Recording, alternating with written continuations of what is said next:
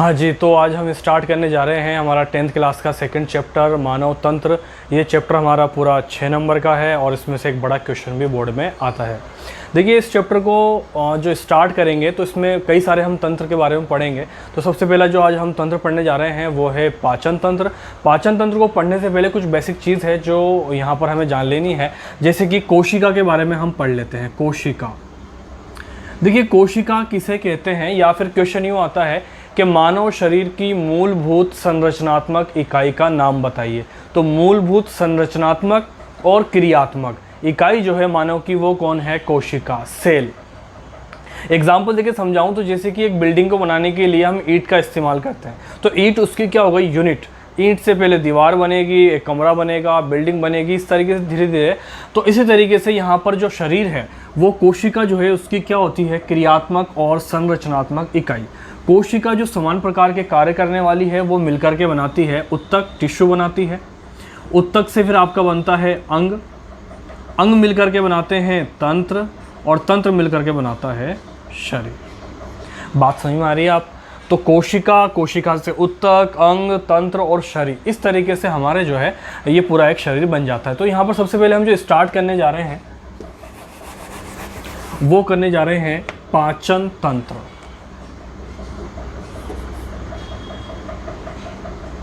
पाचन तंत्र, देखिए पाचन तंत्र के अंदर सबसे पहले पाचन तंत्र किसे कहते हैं और पाचन किसे कहते हैं। देखिए पाचन क्या होता है कि भोजन के कठिन, यानी कठिन तो नहीं बोलेंगे, जटिल, भोजन के जटिल, बड़े और अघुलनशील अणुओं को एंजाइम और रासायनिक क्रियाओं के माध्यम से सरलीकृत करना, यानी उसको अवशोषण योग्य बनाना ही क्या कहलाता है? पाचन कहलाता है। अब पाचन तंत्र किसे कहेंगे? तो वह तंत्र जिसके माध्यम से भोजन के जटिल और अघुलनशील अणुओं को सरलीकृत करते हैं, या वह तंत्र क्या कहलाता है? पाचन तंत्र कहलाता है। अब पाचन तंत्र में कितने अंग सम्मिलित हैं? तो देखिए यहाँ पे जरा, इसके अंदर जो है 7 अंग आपके सम्मिलित होते हैं।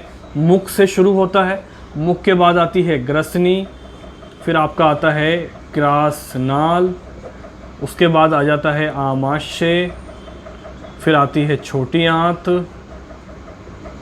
फिर हो गई बड़ी आंत,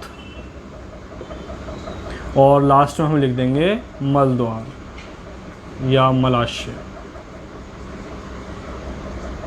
तो इस तरीके से ये 7 अंग जो हैं वो पाचन तंत्र में सम्मिलित होते हैं। पाचन तंत्र में ये सिर्फ 7 जो अंग है यही काम नहीं करते, बल्कि इसके लिए हम जानते हैं एंजाइम्स की भी ज़रूरत होती है। तो यहाँ पर ग्रंथियाँ भी काम करती है। तो वो 3 ग्रंथियाँ जो है कौन सी होती हैं?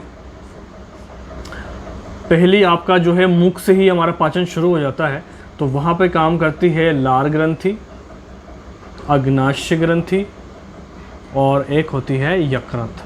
ये कहलाती हैं पाचक ग्रंथियाँ। क्या कहलाती हैं? पाचक ग्रंथियाँ।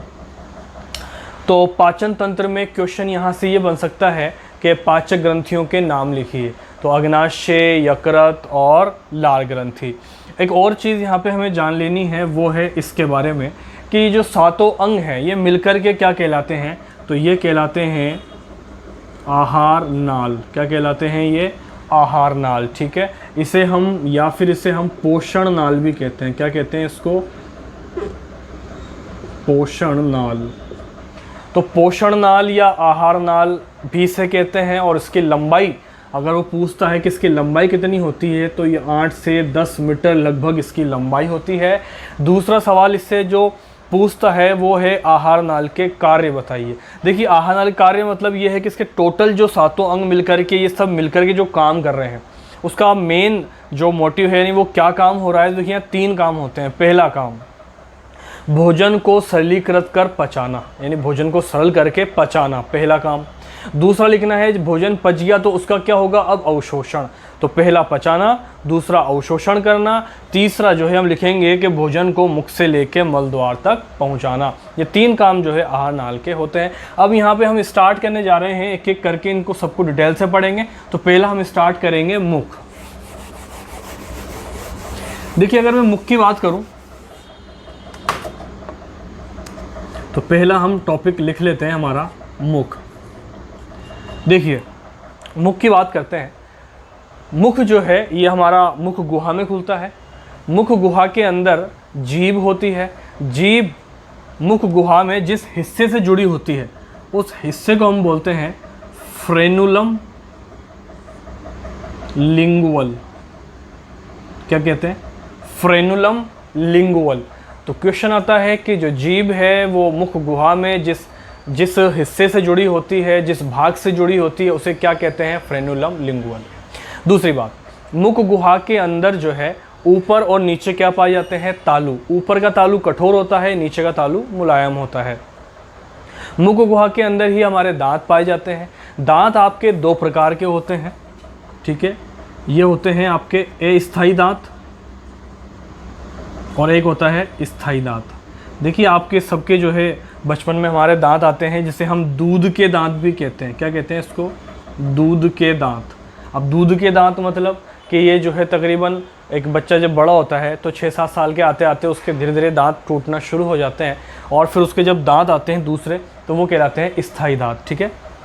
तो इस प्रकार से दांत दो प्रकार से आते हैं मनुष्य में, जीवन में 2 बार आते हैं। एक बार अस्थायी दांत आते हैं, दूसरी बार स्थायी दांत आते हैं। एक और बात यहाँ पे जाननी है अगर स्थिति के हिसाब से कि जो हमारे दांत है ये कहलाते हैं गर्तदंती।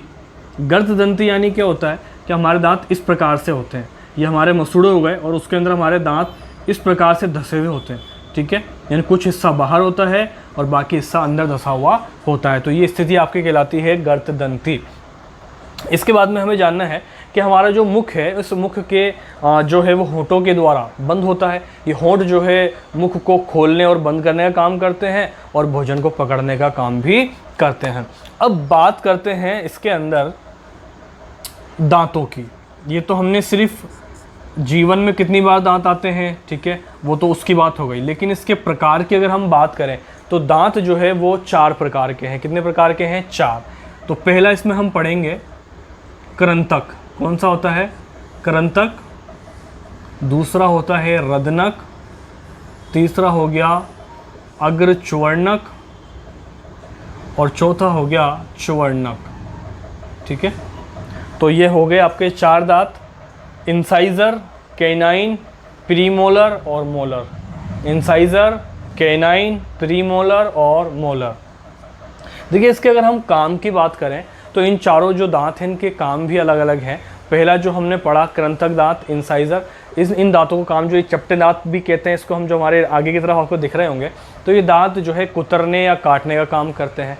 दूसरे जो दांत है रदनक, जो हमारे चपटे दांतों के जस्ट पास में होते हैं, इन दांतों को रदनक कहते हैं और ये मांसाहारी जानवरों में ज़्यादा विकसित होते हैं, ठीक है। मनुष्य में दोनों ही प्रकार के दांत हैं। ये दांत जो है चीरने फाड़ने का कार्य करते हैं। हम बात करें तीसरे और चौथे दांत की, अगर च्वर्णक और च्वर्णक, तो ये जो दांत होते हैं ये भोजन को चबाने का कार्य करते हैं। तो इस प्रकार से ये हो गया हमारा मुख। नेक्स्ट हम पढ़ेंगे ग्रसनी।